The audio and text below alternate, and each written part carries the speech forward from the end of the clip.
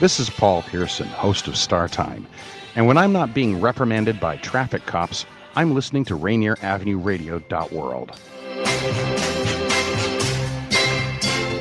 What's up, my good people? It's your girl, Queen Bree, director of Clean Greens Farm and Market, stopping by to invite you to our block party style grand opening.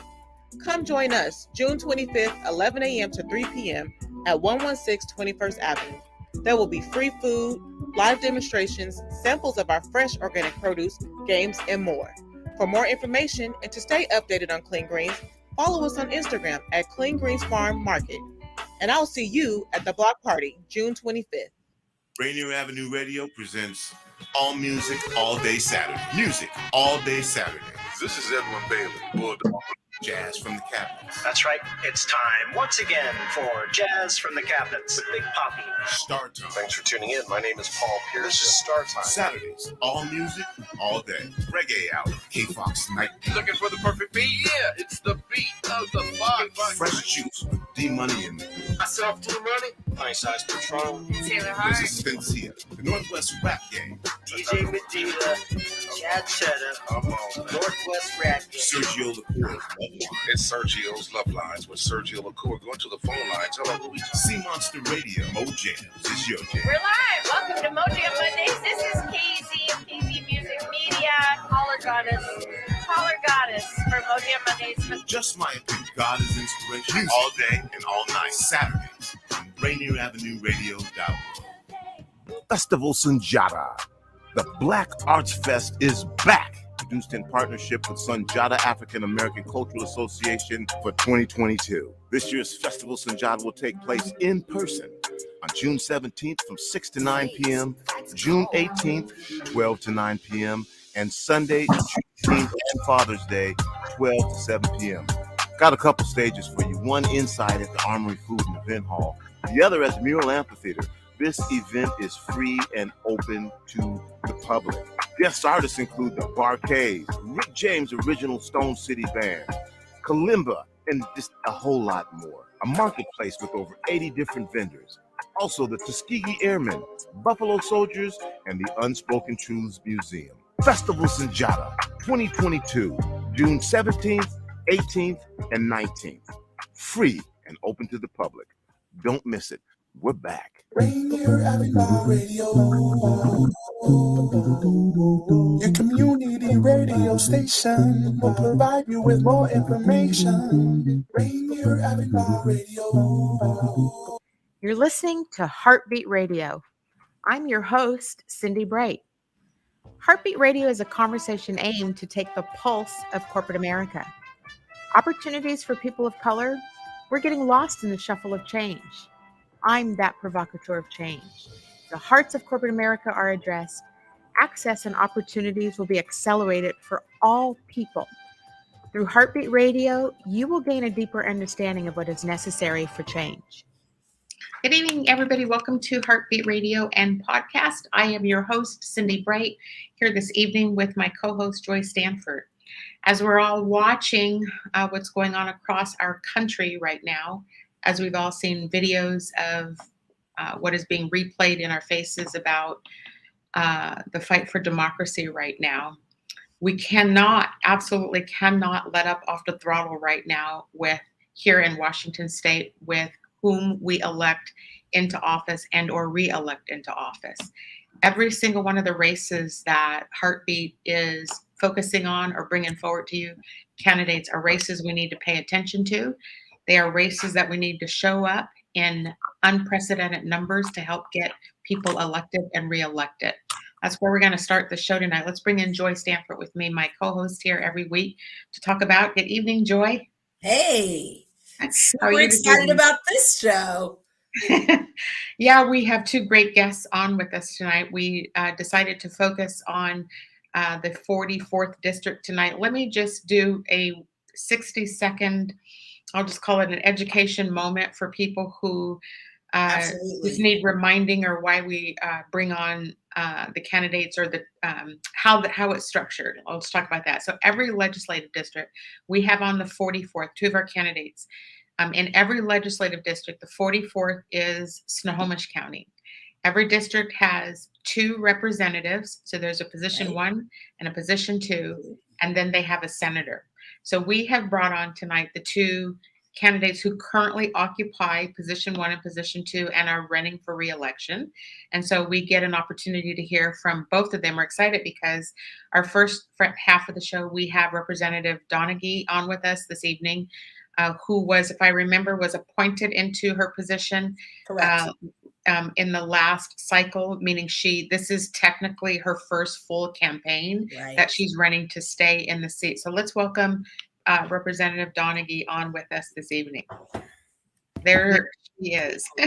Hi there, Brandy. Hi there. Hello. Thank you for coming back. I am really glad to be here. I appreciate being here quite a bit. Yeah, you heard my intro about paying attention to every race. None of these races can be taken for granted.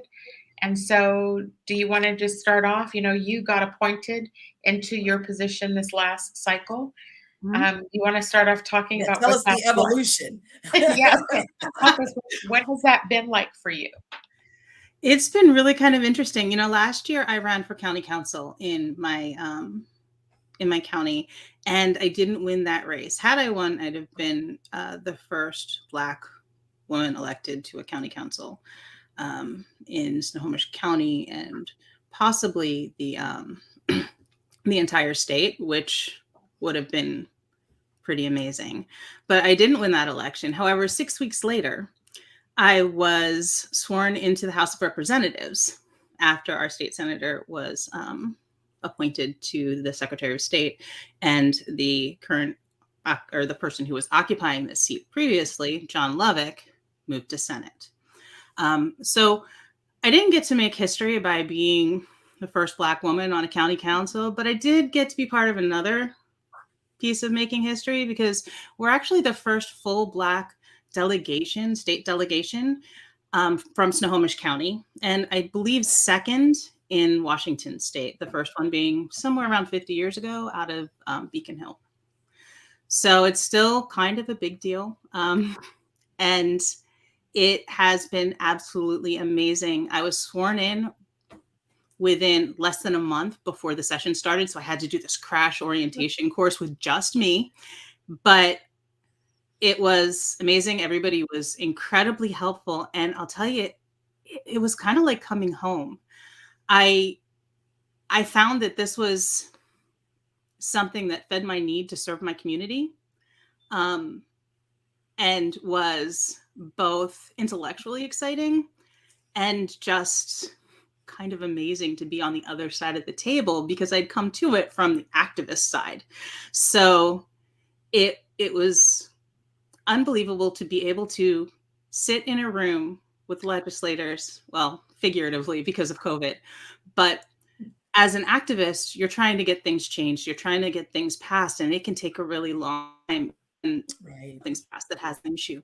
When you're in that room, you can make a suggestion and see it happen before the legislation's ever passed, which eliminates a lot of pain and suffering for people sometimes, and makes things so much more streamlined than it could be before. So it's absolutely amazing. And I love my job, and I'm really looking forward to going back and actually having the opportunity to experience a regular session, since I jumped in during a short session too, the 60 days instead of the 105.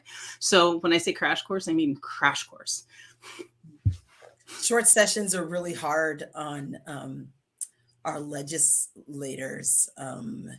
And can you speak to that? Was that like rapid fire? Like, what are the adjectives you would use to describe, that short session?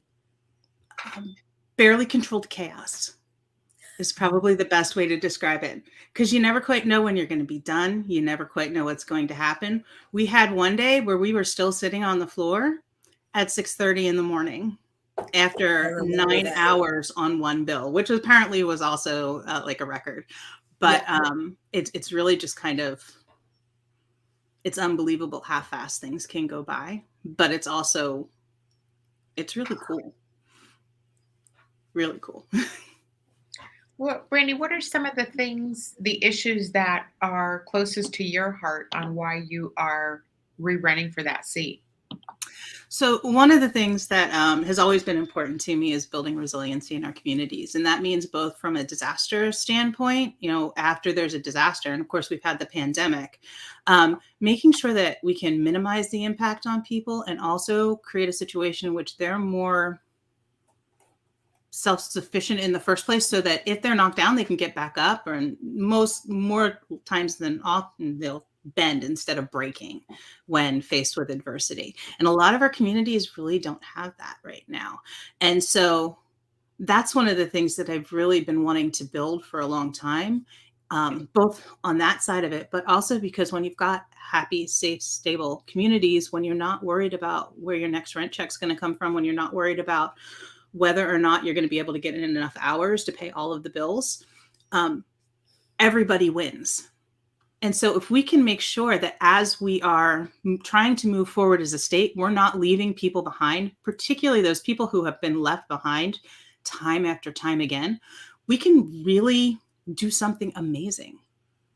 And well, let's probe that a little bit, because to that point, today we have a 0.75% interest rate hike.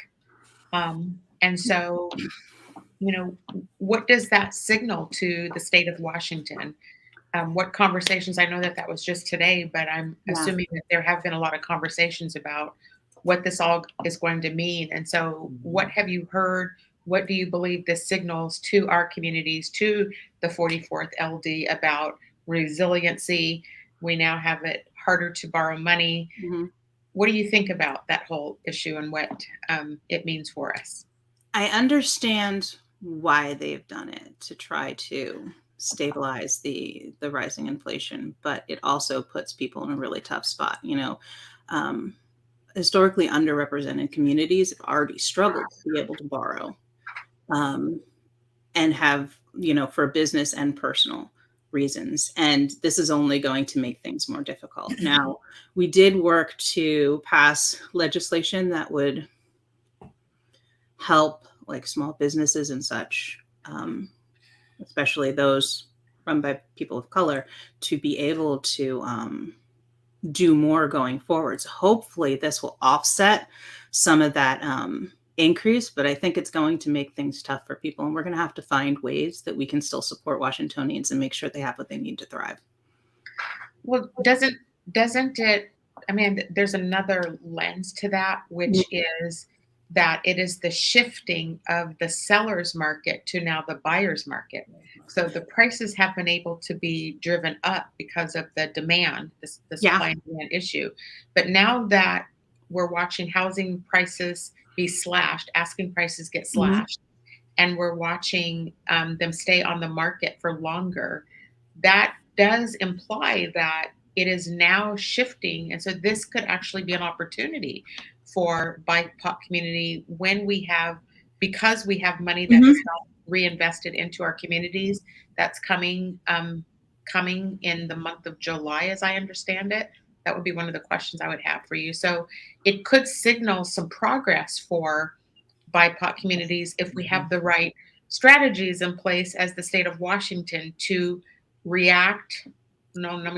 to respond to the moment that we're in right now. Would you agree with that? Or to an extent, I do agree to a point. And the reason is that even though we are shifting the type of market we have, we still face that major issue of supply and demand. And the reality is that we are 250,000 homes short in Washington state, and that is not going to change regardless of the interest rate. And so that's still going to have a huge impact on who's able to buy. I think that is still going to limit to an extent. Yeah, there will be situations in which it's better and allows more accessibility, but I think it's also still going to be a problem until we actually have a lot more stock than we do right now, just in general. Does that make sense? Yes, because we need to build. So we need to build badly. We need to build. Like, we know we've got a shortage of housing, but what we have a real shortage of is affordable housing. And that's not being built. What's being built, and I see this right here in my own community, just down the street here, is, not even four. What am I saying? 5, 6, 7, 800. I passed a neighborhood the other day, $900,000 homes. First of all, I was like, what regular, when I say regular, I'm like, just, working a great job they love, family of 4 can afford a $900,000 home. So, yeah. Yet people are buying. Can you speak to your first bill that came off the floor? That was, I'm sorry? This past session. Okay, that would have been the EMT bill? I believe so. Okay, yeah. I was watching, but I wasn't taking notes. I'm sorry. Why are you not taking notes on what I do? I think we need to have a little talk about this when we're done. Hey, Brandy, we make our notes in preparation for you coming on this show so we can That's right. So I passed a bill that was for the Department of Health, and basically what it did was it created the ability for EMTs to continue to work with public health organizations after or outside a declared state of emergency. So when we have a state of emergency, the EMTs could work with public health to provide collaborative care. They could do vaccine clinics. They could do testing. They could provide some level of care. Typically, it has to be an emergency. So either the state of emergency or you have to call 911 in order to be able to have these people do this. However, the bill makes it so that they don't need to be in a state of emergency to be able to provide this type of care. And it's important because it means that when we have an outbreak, when we have another public health emergency, we can have the EMTs come out. We don't need to have declared a emergency to provide the care that's necessary for communities.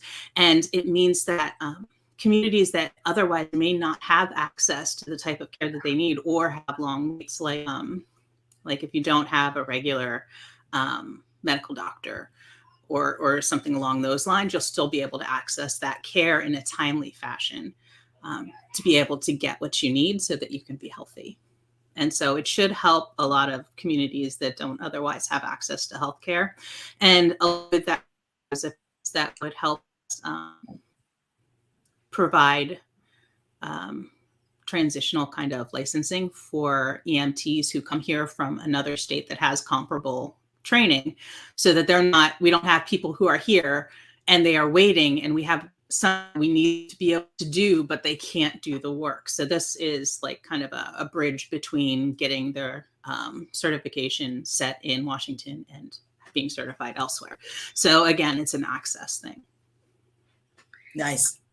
Brandy, do you have any knowledge or intel about community reinvestment monies that have been approved that are coming, that'll be available here to the community soon?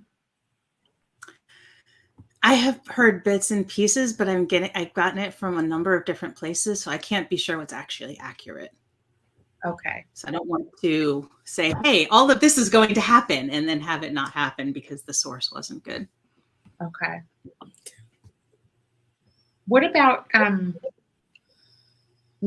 made a note to ask you about, the earning parity. So let me frame the question first. So because you mentioned a little while ago, so during COVID and post-COVID, and now, headed it into inflation, we had this huge high unemployment rate when COVID hit. That has gone down, but now with inflation prices coming, are you starting? Is the state observing anything like hiring freezes and salary freezes? Are you hearing things like that at all in the legislature? And if so, are we thinking about, or what are some of our thoughts about how we will deal with this issue? Because we won't know how long we will stay, and will this trigger a recession? Like, do you have any thoughts about any of that? If anybody is talking about it, they're not talking to me about it. would probably aren't, because I probably have quite a bit to say about it that some people might not like to hear. Because we have a responsibility to make sure that people in this state have what they need to thrive. Mm-hmm. I think fundamentally that is our job. And if we have an issue that is going to impair that, we have to figure out how we're going to make that work. That is my personal opinion. And as it's my personal opinion, I can't guarantee that I can ever make that happen, but it is something that I would absolutely push for.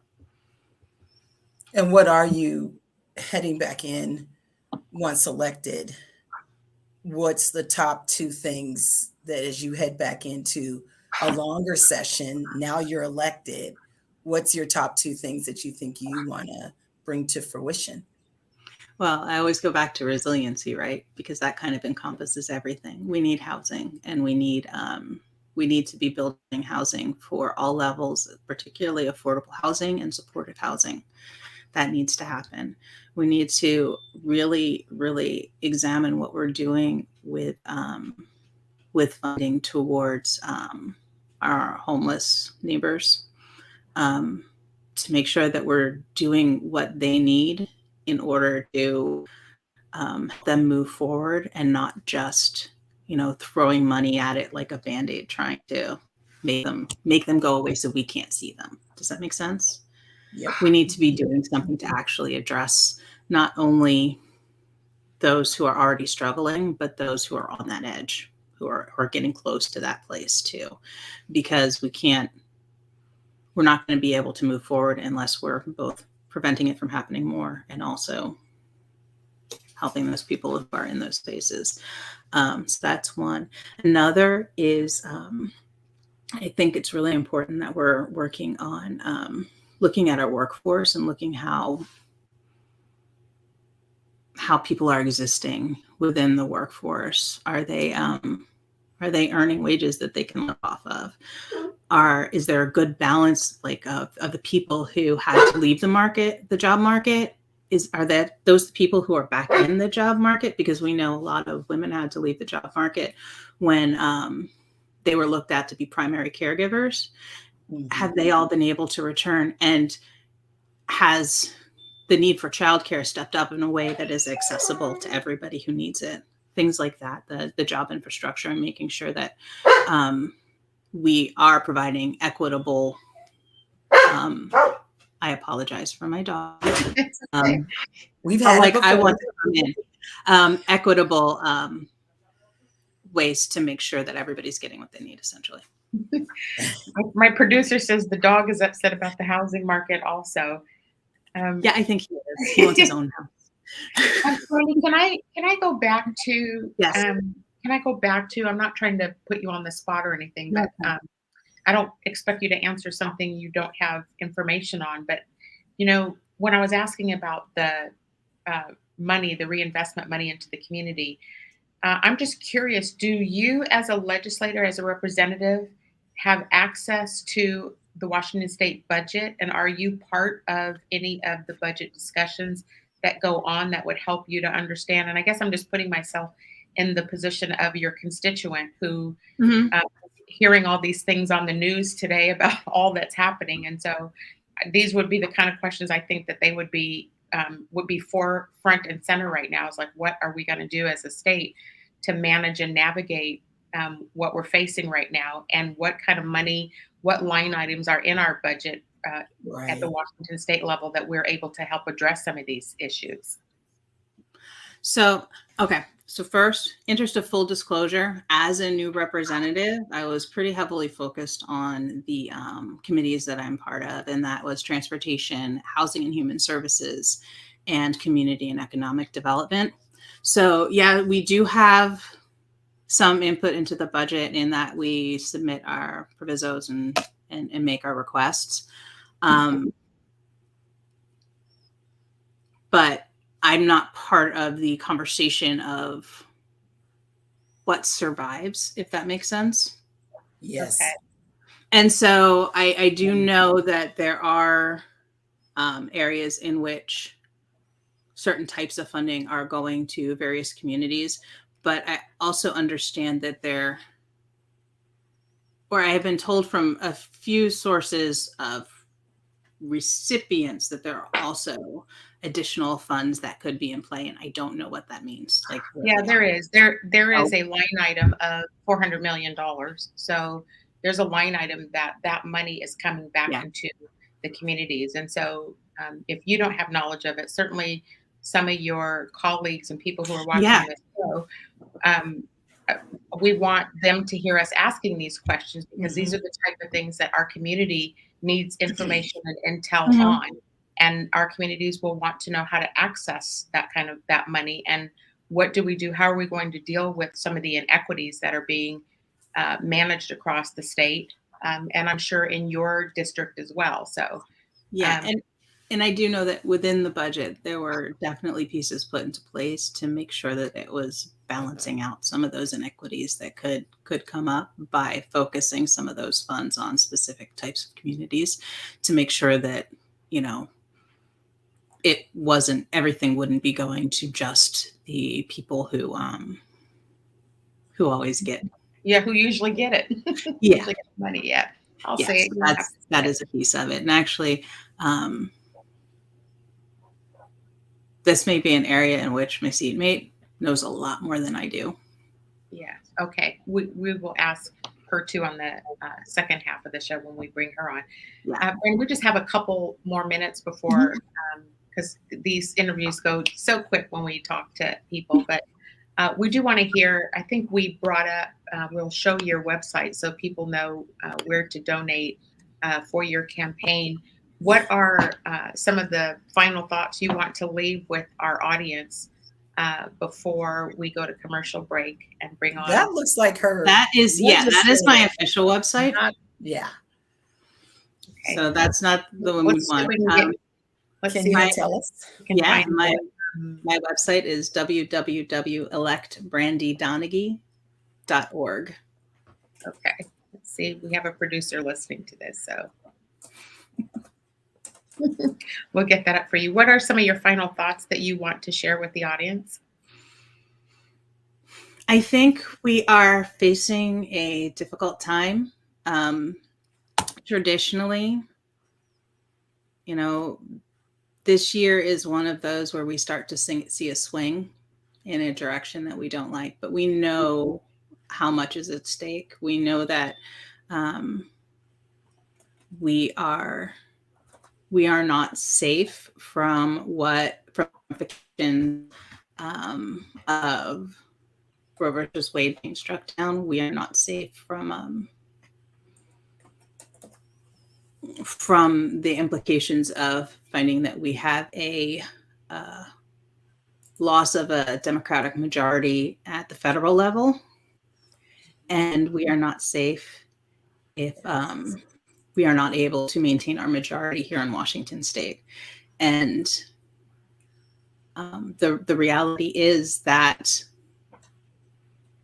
we are being targeted. We are being targeted to, this is one district that is considered flippable by those who will not represent the values that we do. Do you have a Republican challenger? I do. Mark Harmsworth. Okay. So I'm just going to paraphrase, because I know you are an elected and you guys tend to choose your words more careful than me. So I'm just going to paraphrase that in your district, in the Snohomish County district, we're at risk with your seat, both you and Representative Berg, who will be on the second half. We can't afford to lose any Democratic seats right now. The movement happening across this country, the movement is also happening here in the state of Washington.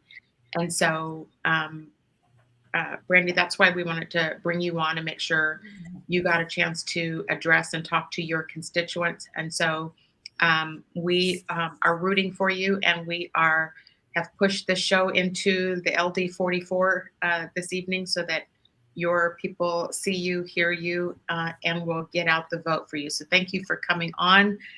to Heartbeat with us on the first half. We're going to take a quick station identification, and then we're going to bring back in Representative April Berg, who's running for the other, re-running for election to be reelected in the 44th district. So we'll be right back. Half that up in Saks, I favor black businesses. Assuming I'm rooting for everybody that's black. Yeah. Yeah. Assuming I'm rooting for everybody that's black. Yo. Rainier Avenue Radio. Your community radio station will provide you with more information. Rainier Avenue Radio. Feel uneasy on your feet? Need assistance to walk? Do you use a wheelchair and want to stand more? What if you could stand stronger and feel steadier on your feet? What would this mean for your daily life and those closest to you?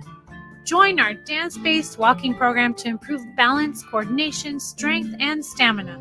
Wednesdays, May 18th to June 22nd at 2 p.m. at the iconic Columbia City Theater in partnership with Rainier Avenue Radio and Hugs That Empower nonprofit. Walkers, wheelchairs, and canes, welcome. If you can stand and bear weight for even just 5 seconds, come dance to walk with Tango Stride. 1, 2, get down. What's up, big and little homies? This is Masvita Maraire, host of Seattle Sports Weekly on Rainier Avenue Radio.world, your one-stop shop for Seattle sports. We cover preps, we cover college, we cover pro, we cover it all. Huskies, Mariners, Seahawks, Garfield, South, Roosevelt, Petro, King County. This is where you want to listen to for all the sports that's happening in Seattle. Seattle Sports Weekly on Rainier Avenue Radio.world. See a bad All lovers, check out the Quiet Storm Dedication Show with Sergio LaCour on Love Lines. Thursdays, 9 p.m. Pacific on Rainier Avenue Radio.world. I love the music. Come on out and join us for Doug Baldwin's annual community barbecue. June 18th from 11 a.m. to 3 p.m. at Renton Memorial Stadium. Bring your friends and make some new ones. There'll be music and dancing, delicious barbecue for only $10 a plate, carnivals and games for the kids, and a whole maze of bouncy houses. You can even play catch with former Seahawk Doug Baldwin Jr. and his friends. And there will be a few other surprises. Bottom line, you really don't want to miss Doug Baldwin's annual community barbecue, June 18th, 11 to 3 at Renton Memorial Stadium. RSVP today to reserve your plate by going to uwkc.org. That's uwkc.org. Sponsored by the Seattle Kraken, Seattle Seahawks, and United Way of King County. Would you like to see when your favorite Rainier Avenue Radio show comes on? Check out our show schedule, updated weekly at rainieravenueradio.world. That up in Saks, I favor black businesses. Assuming I'm rooting for everybody that's black. Yeah. Assuming I'm rooting for everybody that's black. Yo. Welcome back to Heartbeat Radio and Podcast. I am your host, Cindi Bright. We are having conversation this evening with two candidates who are actually in elected office in the 44th district. That's the Snohomish County area. We had on the first half Representative Brandy Donaghy, and we're excited and thrilled. Let's bring Joy Stanford in with me. We're excited and thrilled to bring Representative April Berg on, who is an elected official and running for re-election. Let's bring her on. There she is. Oh, good to see everyone. Good to see you too. Haven't seen you since last year at this time. Black Women in the Lead. Yep. Yeah. 2020, How are you? 2021. I'm doing well. It's great to see you, Cindi. Great to see you, Joy. It really is a blessing and pleasure to be here tonight. Good. Yeah, we're glad to have you. Yeah. Let's hear. Last I heard, I don't want to focus on your personal health, but I do want to ask, you were in a car accident. I know you had been dealing with a lot of back problems. Are you better?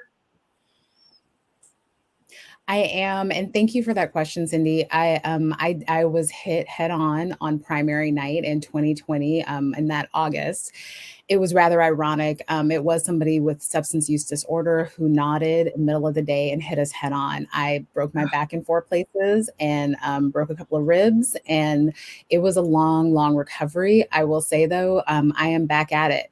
The one big change I tell folks who know me, I've been running races for quite a few years. I used to be able to do about 4 hours a day on the doors, right, before the public health crisis, and now I'm down to 2.5 to 3 because my back does kind of talk to me. Yeah. And we know what that's like, that's for sure. So, We do. hey, 2.5 hours, you can knock out some doors in 2.5 hours. So, Yes, ma'am. Well, why don't you look? We'd love to hear from you about what it has been like for you. We know this isn't your first time as an elected person. You were on Everett School Board before you ran for office, and you've had 1 term as a state rep. We'd like to hear how that was for you. What was the experience like? And then we can talk about what are some of the work that you are doing down in Olympia. Yeah, it's been an amazing session, right? So it's a 2-year session. It was 2021, 2022. I was an elected official before coming into this role, which I think helped a lot. But the legislature is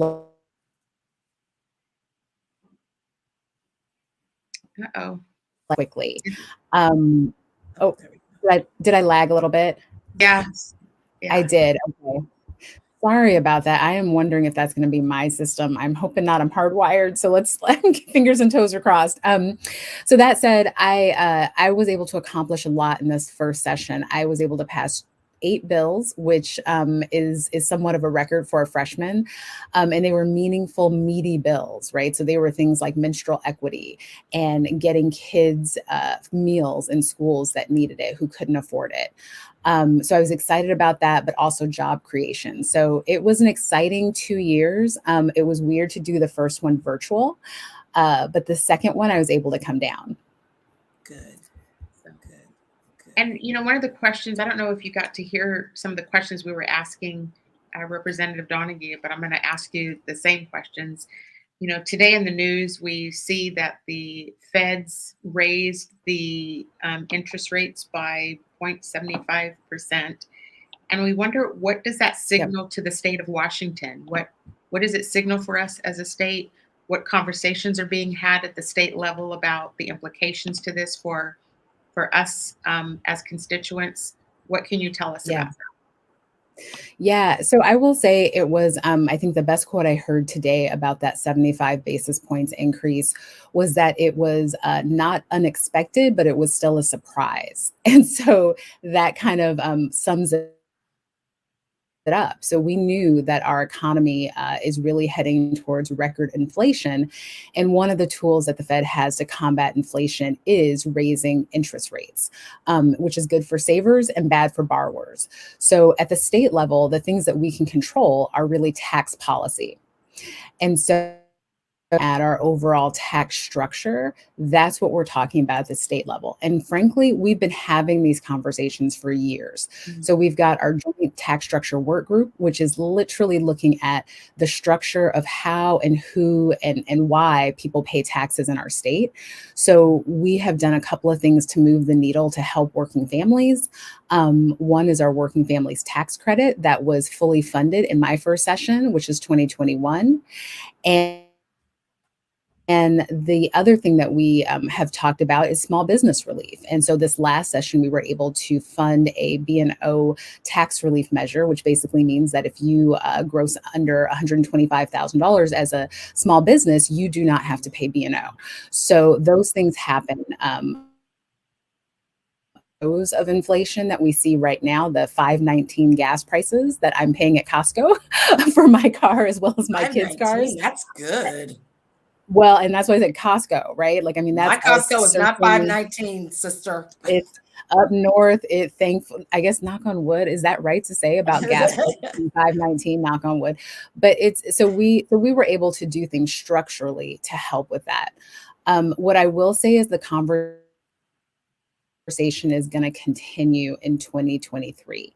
And so we are very aware as leaders, as policymakers, that we have to give what I call kitchen table relief to working families as we move through this inflation period, which frankly may turn into a recession. I hate to say the R word. Sorry, I know I can see myself lagging in and out. I'm going to, is that okay? I was going to say, because if I could change up and it might like switch me off and on really quick. So, okay, we'll go with that. Well, Representative Berg, when you talk about that, so, the whole business side to it, I appreciate that you brought up, because there were a lot of businesses, micro businesses particularly, I'm one of them, who suffered through this COVID, this lack of resources that were accessible to us, even from the standpoint of the money that was funded to the Small Business Administration to help us was pure bureaucracy for people who could actually get through and get money from them before they ran out of money, because that in fact did happen. And so now we have, I was asking Representative Donaghy, now we have a line item of $400 million for community reinvestment. Do you have perspective about that $400 million and where it's going to be allocated, and or what are the conversations that are being had about that money that I understand it is coming out next month, in the month of July? Can you speak more to that?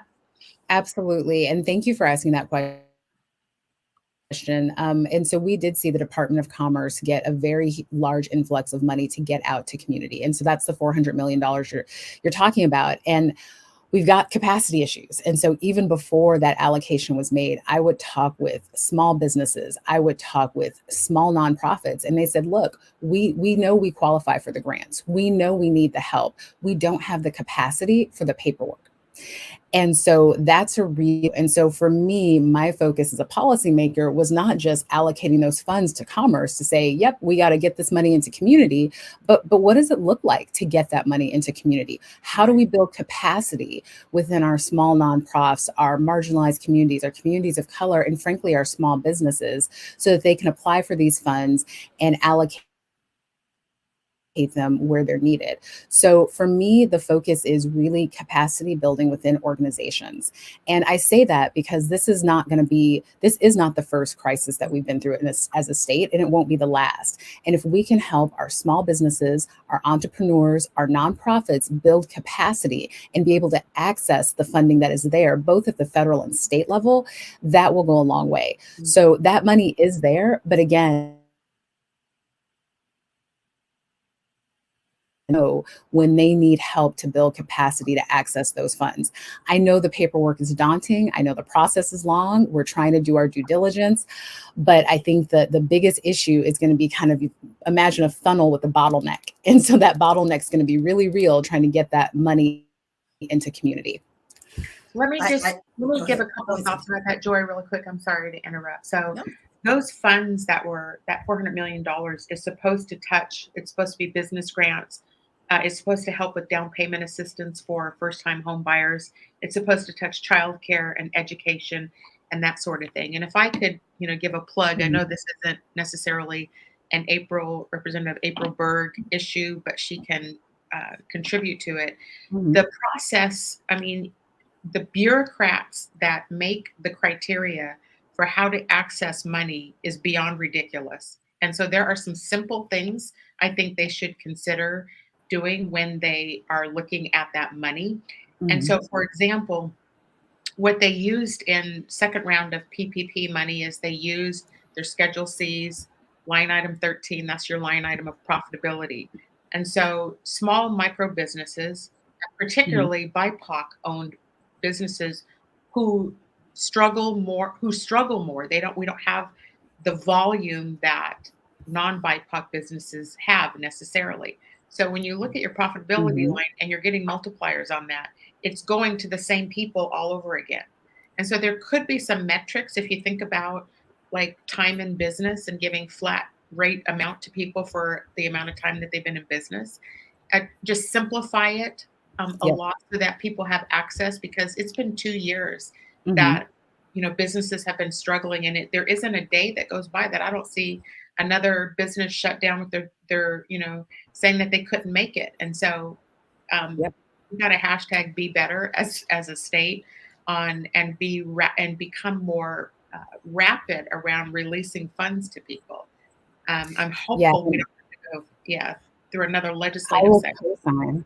Yeah, I'll co-sign on that. And I hear that every day. And I understand that hashtag because it's, as a state, we have to do better. And we saw that with employment security, right? We saw that when we had funding trying to get out into individuals, and our offices at the legislative level worked overtime trying to get money to people that deserved it, that it worked for it, that had put money into the system. And now they were like, look, we need it out.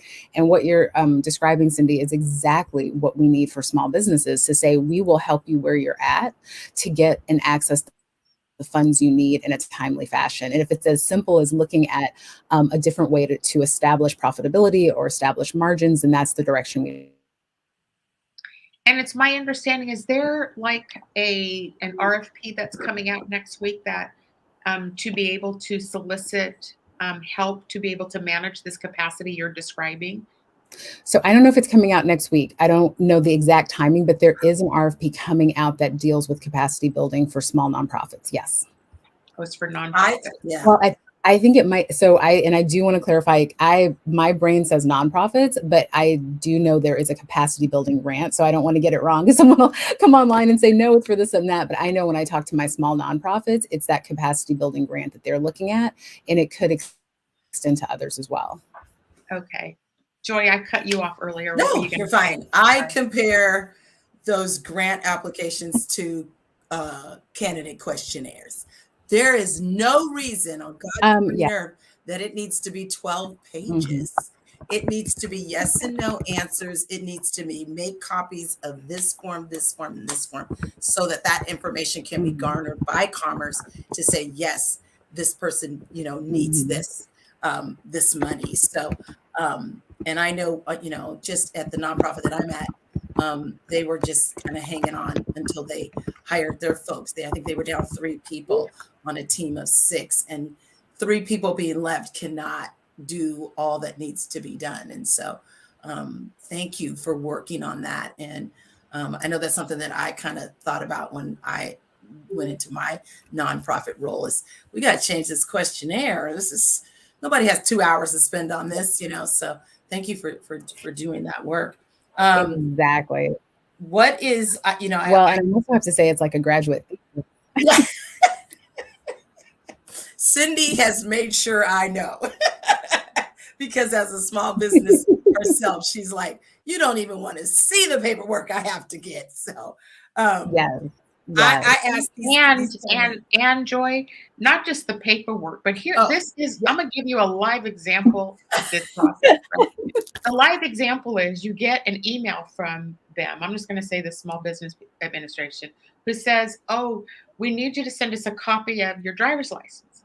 So then I send in a copy of our driver's license. But what it does is it kicks you out of the queue. So you go back to the bottom of the pile and you wait another 6 weeks for them to come back and say, oh, we need both sides of it. And so you get kicked out of it again. This is a capacity, not only at the business level. The process is ridiculous. And so by the time, and I kept messaging them because I'm like, I need to make sure you guys are not going to run out of funds because you keep kicking me out of the queue. Oh, no, you're fine. Oh, no, you're fine. We regret to inform you that and so, we're out here like hustling, trying to keep it all together. And, that was a several month process that never brought in any cash. And so that this showing just about me. I mean, but I'm just saying that this is a problem But that's a great example. And it's a great example of how Commerce needs capacity too, Representative Berg, because that means they don't have enough staff that can help. Well, and that's exactly. I'm like, my understanding, there's money allocated to capacity building. So I'm happy to take that $750,000 RFP and bid on it myself to get it and help them fix this mess, because it's a mess. And so we just. But it is, and they do have folks. Their folks are working overtime. They really became the clearinghouse for a lot of funding. And I mean, frankly, it's a really heavy lift. And they've got folks in community. I will say, I've talked to the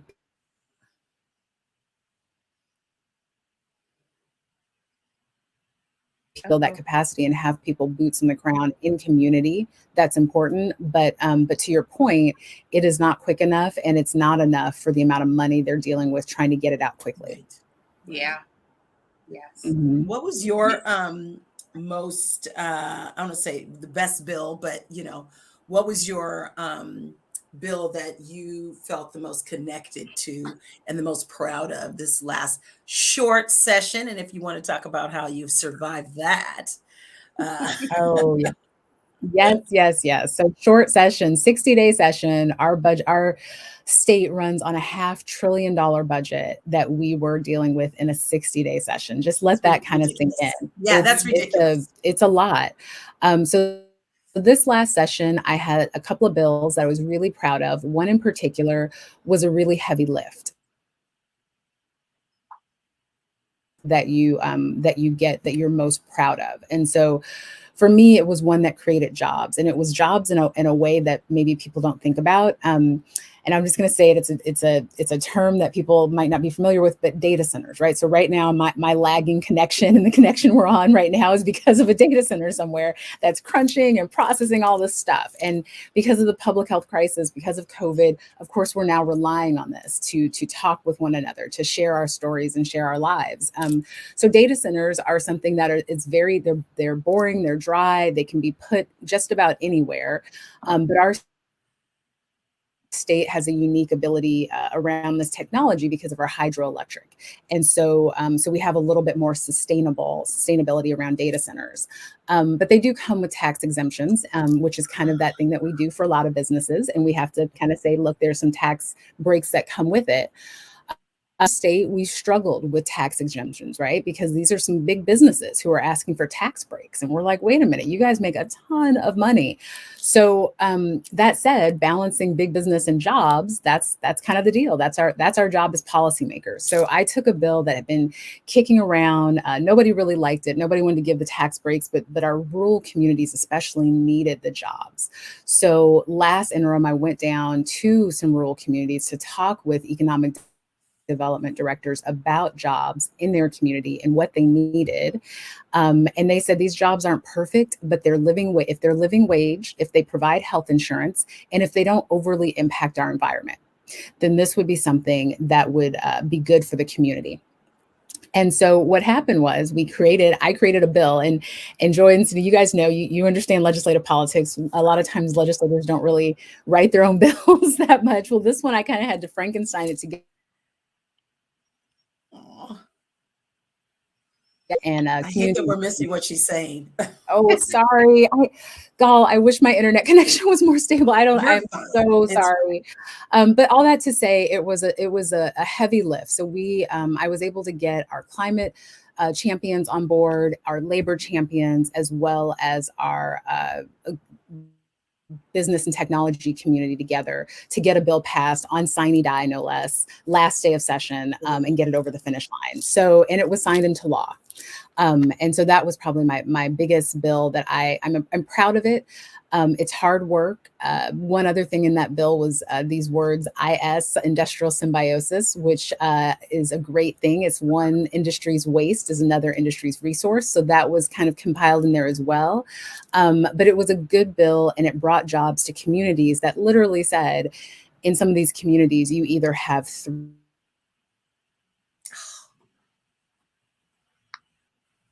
We're going to have her repeat that. Sorry. I know. I'm like, I am so sorry about this internet connection. No, just repeat what you just said.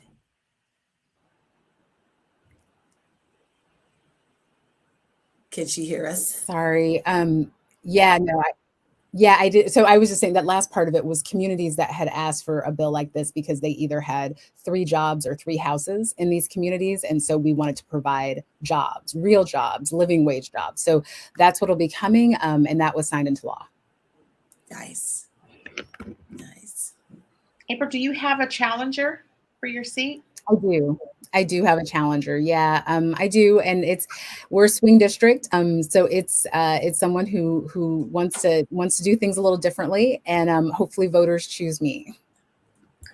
So here again, I'll paraphrase in the Cindi Bright terminology.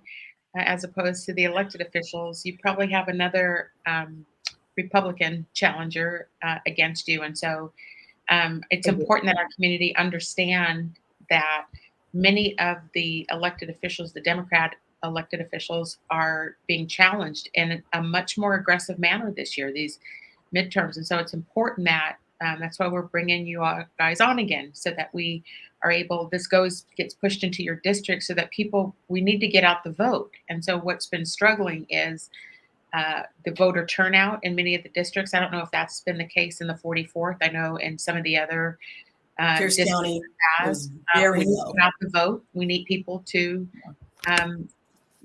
not take this year as another year of passing and not having interest in politics. Right. These are make or break times right now. And so did we show Representative Berg's website for donating to her campaign? I know we tried to do that. Okay. Is it at aprilberg.com? My plea is going to be that folks have a conversation with you. So you are doing your homework on the folks who are running. You are looking at the accomplishments of the folks who are there. You are looking at and asking your elected representative who may be running for reelection. You're telling them what's important to you as a family. April, I know you. I know that's what you want to hear. What's important to any one family, and you will take that and you will remember that. You will write that down. That's the list you take with you in January to start thinking about those good policy that you could start making. What's on the top of your list for going into session next year once you are reelected? Yeah, top of my list is economic justice. Okay. Especially in our state, we need more jobs. We need a tax system that's fair, and we have to look at those, again, basic kitchen table issues, right? So people want strong schools, they want a strong economy, and we have to do better as a state getting there and really listening. Just like you said, Joy, I love it when people call me. I listen to my constituents. I want to, because how else do we do this job? So it's really top of mind. Economic justice and strong schools. Those are my two kitchen table messages for this cycle, but it's also going to be my focus in 2023. And as strong schools, does that also tie into gun legislation? Absolutely. Safe schools. You cannot decouple the intersection of safe schools and common sense gun legislation. So we have made strides. I will tell you a bill that I helped co-author.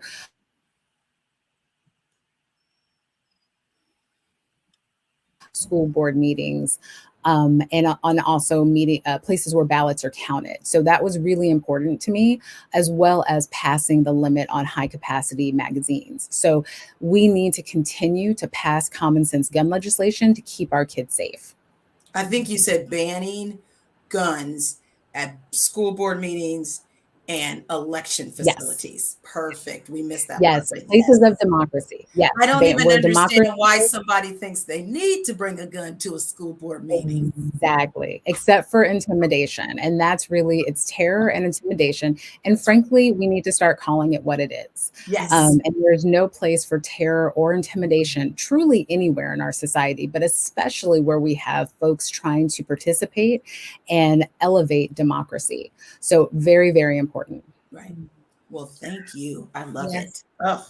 Thank you. Representative Berg, we just got another minute here. I just want to give you an opportunity for a closing comment, and then I have to do a couple of announcements from Rainier Avenue Radio to our audience. So we'll give you a minute here for a closing statement if you want to, anything you want to say to our audience. We thoroughly thank you for coming on and talking with us tonight so that our community can see our legislators who we're trying to put in office and what you stand for. So any final words? Absolutely. Well, first, thank you for having me. I feel like we are in my kitchen right now. And so next year, thank you for being the host. Yeah, absolutely. We should do this live. And just thank you to everyone watching. I just cannot say how important it is to vote in this next election cycle. Even if you, if I'm not representing you, if you don't know who's on the ballot, if you're not sure what the issues are, please reach out and talk to folks. This election, everything is on the line. And so with that said, we have to everything is on the line. We have to turn out and vote, and we have to vote. So my encouragement is just to get out there, vote, know your reps, communicate, and of course, donate, because without the time and the treasure, folks like me don't get back into office. AprilBerg.com. Yeah, thank you There so you much. Thank you for joining us and being on the show live with us tonight. To our audience, thank you all for joining us and listening to these two candidates we brought on. You have their websites to be able to vote for them. A couple of announcements I want to make. I just want to make sure there's a lot going on this weekend in our community with Juneteenth being here. We will be doing some live broadcasting this weekend for the Doug Baldwin Community Barbecue on Saturday, the 18th. That's from 11 to 3 at the Renton Memorial Stadium.